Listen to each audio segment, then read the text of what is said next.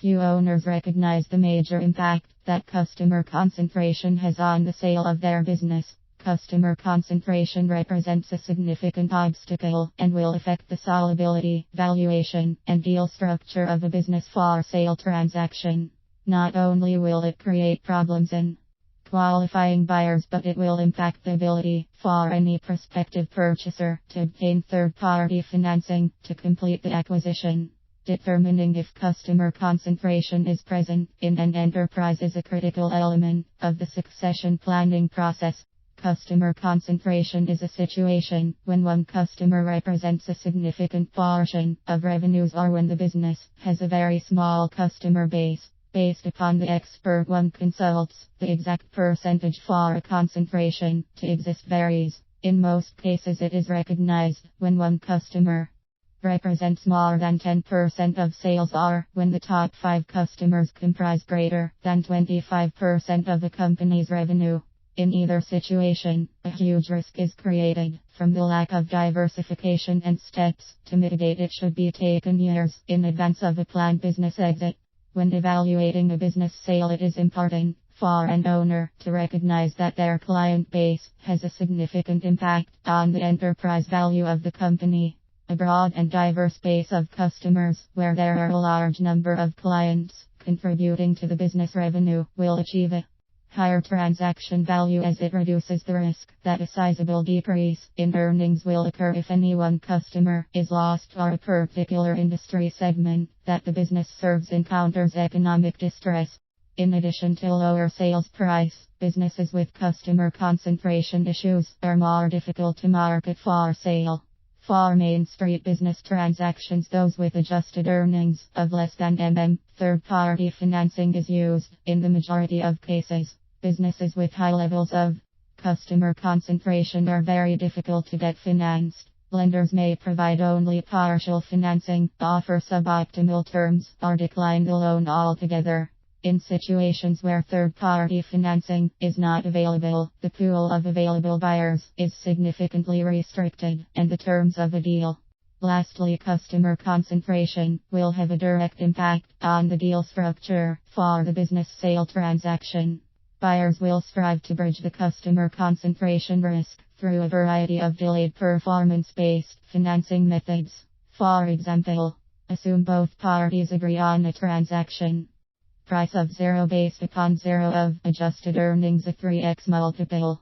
If the key account in question represents 5,000 of the 0, this would represent 25,000 of the transaction price. A buyer will strive to isolate the 25,000 component to ensure that revenue is maintained post-sale.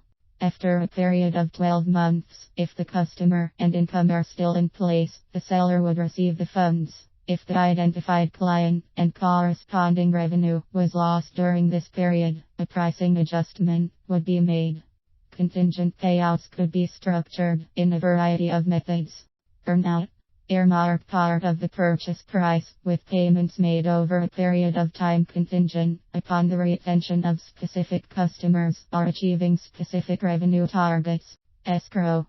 A percentage of the acquisition price will be held in an escrow account for a specified time.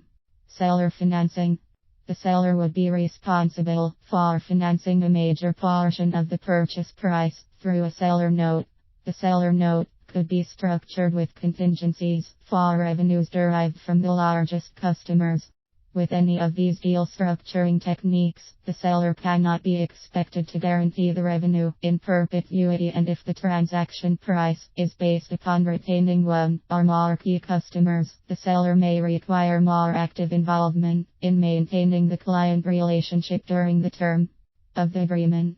Obviously, this brings an additional complexity to the transaction. In most cases, buyers will look to discount the amount they are willing to pay for a business with high customer concentration, unless they receive assurances that the risk is low.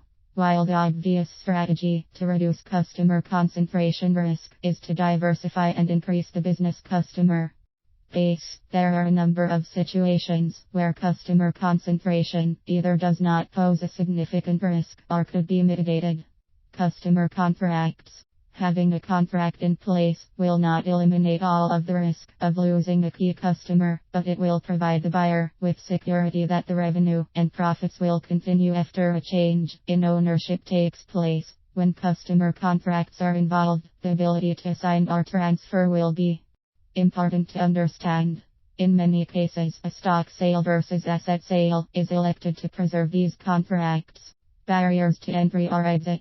Businesses could have intellectual property, product expertise, or patents that create competitive advantages barring competition. Others are located in geographically remote areas where the supply benefits discourage customers from changing the relationship. Lastly, there could be significant capital requirements for manufacturing and tooling, or agency approvals pharmaceutical or government contracting industry that creates a barrier to entry from potential competitors. Providing a variety of products and or services. Having a broad relationship with a key customer where the relationship is not based solely on one product, one location, and one individual decreases the risk that a singular change will fundamentally impact the future revenue stream and continuity of the account. Economies of scale or synergies. The acquisition may be pursued by a strategic buyer where they are bringing new products/services to the enterprise, a broader geographic distribution footprint, or economies of scale in production. Any of these elements would assist in reducing the concentration of revenue risk that an identified key client would represent to the future organization.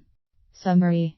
Businesses which have high levels of customer concentration are inherently risky, and it is important for the owner to appreciate this concern from the perspective of a potential acquirer. Ultimately, the buyer seeks only to retain the customers which have contributed to the success of the business and are factored in the valuation and transaction price. From the position of a buyer, a few logical questions and concerns would be: how does the value of the company change if a customer representing 10% or more of revenue and or profits is lost in the first year? How easy would it be for the client representing the customer concentration concern to leave the business? What unique situations exist within the business to preserve the customer relationship in the years ahead? What are the logical steps and corresponding costs to mitigate the customer concentration risk? How do I achieve a win-win transaction, protecting me, the buyer, against the risk of a near-term revenue loss, while providing the seller with the proper remuneration for the fair market value of their business? While the risk may not be able to be totally eliminated, there are a number of situations where customer concentration is more palatable, and a proper explanation should be provided to the buyer at the earliest opportunity. Getting out in front of this potential challenge is critical to achieve a win-win deal. When good communication exists and two fair and reasonable parties are at the table, there are a number of structuring options available when necessary to mitigate the risk and negotiate a fair and reasonable transaction price. Obviously, the best approach for a prospective business seller would be to develop and implement plans to reduce any customer concentration elements years in advance of a business exit. Eliminating this type of risk is just sound advice for any small business owner, regardless of whether a sale is contemplated.